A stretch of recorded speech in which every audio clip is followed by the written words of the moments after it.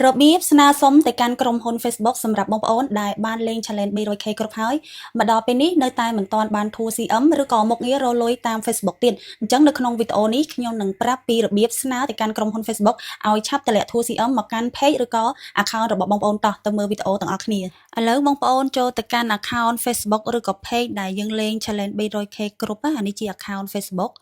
បន្ទាប់មកយើងចូលកន្លែង Dashboard កន្លែងនេះហើយចូលកន្លែង Monetize មុខងាររលុយបន្ទាប់មកយើងចុចកន្លែង See More កន្លែងនេះមកហើយយើងនឹងឃើញអ្វីដែលយើងបានលេងគ្រប់ជាមួយនឹង Challenge 300K ហើយយើងរងចាំយូរពេកឥឡូវយើង Screenshot កន្លែងនឹងមួយមកចាទុកសម្រាប់ស្នើទៅកាន់ក្រុមហ៊ុន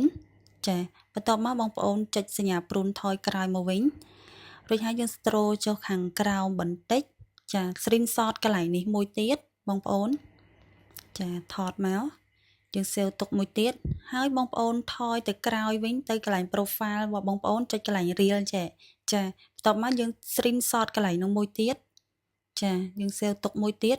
តោះឥឡូវយើងចូលទៅកាន់ tray 3បន្ទាប់មកយើងចូលទៅកន្លែង support កន្លែងនេះរួចហើយបងប្អូន scroll ចុះមកខាងក្រោមទៅរកមើលកន្លែងដែលគេដាក់ថាសញ្ញាឧទាននេះកន្លែង report ចា problem កន្លែងហ្នឹងចុចចូលមកហើយបងប្អូនចុច include បន្ទាប់មកបងប្អូន scroll ចុះមកខាងក្រោមទៅរកកន្លែងពាក្យ profile តែបើសិនជាបងប្អូនស្នើទៅ page បងប្អូនចុចកន្លែង page បញ្ជាក់កន្លែងហ្នឹងអញ្ចឹងបើ profile យើងចុចកន្លែង profile នេះមកចុចចូលមកបងប្អូនខ្វែងរូបនឹងចេញមួយរូបដែលវាជាប់នៅកន្លែងហ្នឹងយើងខ្វែងចេញមកនេះចាខ្វែងរួចហើយបងប្អូនទៅ upload រូបដែលយើងថត screenshot មិញទាំង3រូបហ្នឹង1 2 3យើងយកមកដាក់នៅក្នុងនឹងទាំងអស់មកសម្រាប់ស្នើទៅកាន់ក្រុមហ៊ុន Facebook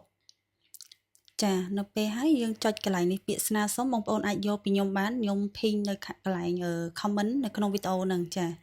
ឥឡូវយើងផាសចូលមកព្រោះខ្ញុំសរសេររួចហើយចានេះ hello team meta team អញ្ចឹងបញ្ជាក់កន្លែងនេះបន្តិចបងប្អូនអញ្ចឹងខ្ញុំលុបអក្សរ my page ចេញយើងដាក់ពាក្យprofile វិញបើសិនជា page បងប្អូនដាក់ page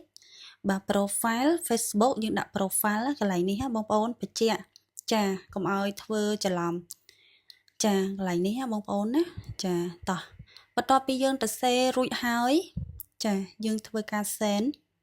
ចាតែប៉ុណ្្នឹងទៅហើយកន្លែងនេះគឺយើង send រួចហើយនេះ thank you for feedback help improve Facebook ចារួចរាល់